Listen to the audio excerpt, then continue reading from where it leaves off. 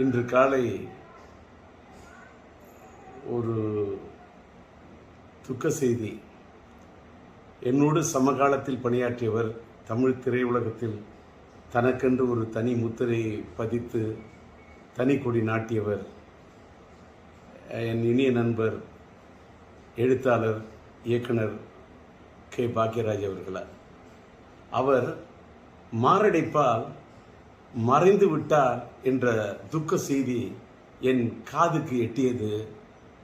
கவலை என்னுடைய மனதை போட்டு வாட்டு என்று வாட்டியது.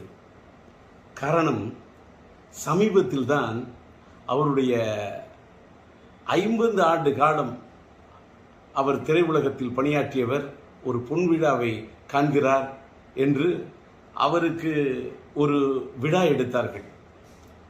அந்த விழாவிலே அவரை பாராட்டுவதற்கு எண்ணற்ற பேர் வந்திருந்தார்கள்.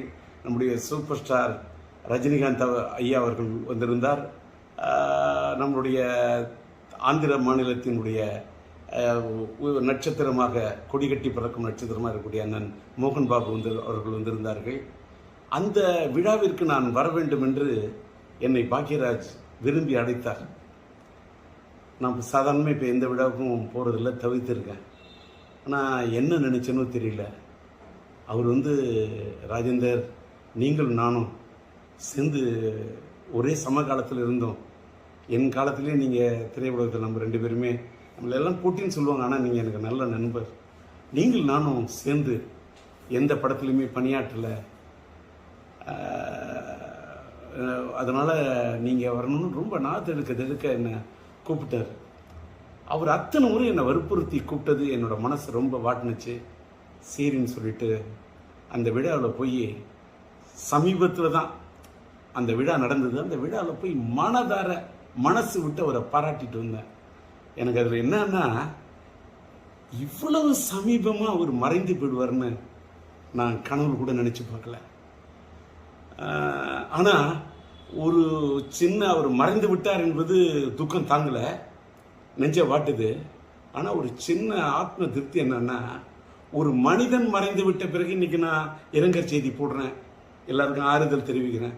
ஆனால் அவர் உயிரோடு இருந்தப்பவே, அவருக்கு ஒரு பாராட்டு விழா நடந்தப்ப அவருடைய காது குளிர, அவருடைய மனம் மகிழ, ஒரு சமகாலத்தில் என்னை விட ஒரு சீனியர் மூத்தவர், அவரை போய் நான் மனதார பாராட்டிட்டு வந்தேன் அப்படிங்கிறத நினைக்கும் போது எனக்கு ரொம்ப ஒரு மனசுக்கு நெகிழ்ச்சியாக இருக்குது.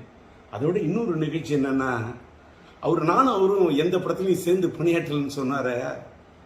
அப்படின்னு சொல்லக்குள்ள என்னுடைய இனிய நண்பர் சாய் ரமணி அவர்கள், இயக்குனர், அவர் இப்போ ஒரு படம் எடுத்துக்கிட்டு இருக்கார், கன்னடத்து பைங்கிலின்னு ஒரு படம். அந்த படத்துக்கு நான் பாடல் எழுதி இசையமைச்சிட்டு இருக்கேன். அந்த படத்தில் ஒரு கதாநாயகனுடைய தந்தையார் கதாபாத்திரத்திலையும் தாயார் கதாபாத்திரத்திலையும் நம்முடைய கே. பாக்யராஜ் அவர்களையும் பூர்ணிமா பாக்யராஜ் அவர்களையும் நடிக்க வைக்க இருக்கிறேன் என்று அவர் சொல்லிவிட்டு, டி. ராஜேந்தர் பாடலாசிரியர் எழுதி இசையமைக்கக்கூடிய இந்த படத்தில் அவர்கள் இருவரையும் இணைப்பது என்பது எனக்கு ஒரு பெருமைக்குரிய விஷயம் என்று சாய் ரமணி சொன்னார். அந்த படத்தின் படப்பிடிப்பு நடந்து அந்த படப்பிடிப்பு நிறைவடையக்கூடிய சூழ்நிலையில் இவர் இப்படி ஒரு முடிவுரை எழுதி விடுவார் என்று நான் நினைத்து பார்க்கவில்லை. எல்லாத்துக்கும் மேலே இன்னைக்கு தென்னிந்திய திரைப்பட ரைட்டர்ஸ் அசோசியேஷன், எழுத்தாளர் சங்கத்துடைய தேர்தலுக்காக இன்று காலையில் அவர் மனு தாக்கல் செய்வதற்காக கே. பாக்யராஜ் அவர்கள் தன்னை தயார்படுத்தி கொண்டிருந்திருக்கார். ஆனால் விதி எப்படி விளையாடி இருக்கிறது பாருங்கள். யமலோகத்தில் யார் இவரை கதை திரைக்கதை எழுத, வசனம் எழுத அழைத்தார்கள் என்று தெரியவில்லை. அங்கே சென்று போய் இவர் மனு தாக்கல் செய்து விட்டாரே. இங்கே எழுத்தாளர் சங்கத்தில் நிற்பதற்கு மனு தாக்கல் செய்வார் என்று நினைத்தால் அங்கே போய் மனு தாக்கல் செய்து விட்டார் என்பதை எண்ணிய போது மனது தாங்கவில்லை.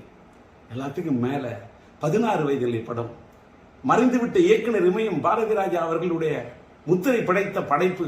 அந்த படைப்புலே அவரோடு தூணோடு தூணாக நின்று, தோளோடு தோளாக நின்று, அவரோடு ஒத்துழைத்து, அவரிடத்தில் ஒருங்கிணைந்து பணியாற்றிய ஒரு அற்புதமான ஒரு துணை இயக்குனராக, இணை இயக்குனராக இருந்த பாக்யராஜ் அவர்கள், அவருக்கு இணையாக அத்தனை படங்களில் பணியாற்றியவர்.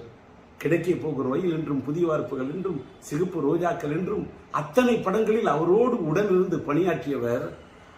அவர் அந்த இயக்குனர் இமயம் சாய்ந்து மறைந்து, அது 10ஆம் தேதி என்று நினைக்கிறேன், 16 நாட்கள் 16 வயதிலே அவரோடு நட்பை ஏற்படுத்திக் கொண்டு பணியாற்றியவர். அவர் பிரிந்து விட்டார், அவரோடு பணியாற்றினேன். அவர் பிரிந்து 16வது நாளிலேயே நானும் பிரிந்து விடுவேன் என்று. இன்னைக்கு 27. இந்த மண்ணை விட்டு பாக்கியராஜ் போறாருன்னா 16 வயதினிலே அந்த படத்துல அதுல இருக்கக்கூடிய எண் 16. தன்னுடைய குருநாதர் மறைந்து நாட்கள் எண்ணி 16, அதில் என்னை விட்டு சென்று விட்டாயே என்று போய்விட்டாரே, தாங்கவில்லை. சுவரில்லாத சித்திரங்கள். அவர் எடுத்த படம் சுவரில்லாத சித்திரங்கள். இன்றைக்கு சுவர் இல்லாவிட்டால் சித்திரம் இருக்காது. நீ இல்லாவிட்டால் தமிழ் உலகத்தில் எங்கே சித்திரங்கள் இருக்கும்? நீ எடுத்த படம் ஒருகை ஓசை. ஏன் இவ்வளவு திடீரென்று நினைத்து விட்டாய்? நின்று விட்டது உன் குரல் ஓசை. நீ எடுத்த படம் மௌன கீதங்கள். எங்களை பாட வைத்து விட்டு சென்று விட்டாயே, ஏன் சோக கீதங்கள்? நீ எடுத்த படம் தூரல் நின்று போச்சு. எதற்காக இன்றைக்கு உன்னுடைய மூச்சு நின்று போச்சு? நீ எடுத்த படம் முந்தானை முடிச்சு. ஏன் நிறுத்தி கொண்டாய் நீ விடுகின்ற மூச்சு? எங்கே நின்றது உன் பேச்சு? தாங்கவில்லையே, துக்கம் தாழவில்லையே, எங்கே போய் சொல்வது? அதனால் நீ மறைந்து விட்டாய் என்ற செய்தி கேட்டவுடன் அது ஈட்டி போல் அது என் இதயத்தை தாக்கியது. அதனால் என்னுடைய துக்கத்தை எங்கே போய் சொல்வது? உம்மை இழந்து வாடக்கூடிய உன்னுடைய இல்லத்தாருக்கும் இந்த திரையுலகத்தை சார்ந்தவர்களுக்கும் என்னுடைய ஆறுதலையும் ஆழ்ந்த இரங்கலையும் தெரிவித்துக் கொள்கின்றேன். கலை உலகத்து ரசிக பெருமக்களுக்கு, தென்னிந்திய திரையுலகத்துக்கே, என் இந்திய திரையுலகத்துக்கே நீ பெரிய திரைக்கதை ஆசிரியர். உன் இழப்பு ஈடு செய்ய முடியாத இழப்பாகும். உம்மை இழந்து வாடக்கூடிய ரசிக பெருமக்களுக்கும் என்னுடைய ஆறுதலையும் ஆழ்ந்த இரங்கலையும் தெரிவித்துக் கொள்ளுகின்றேன்.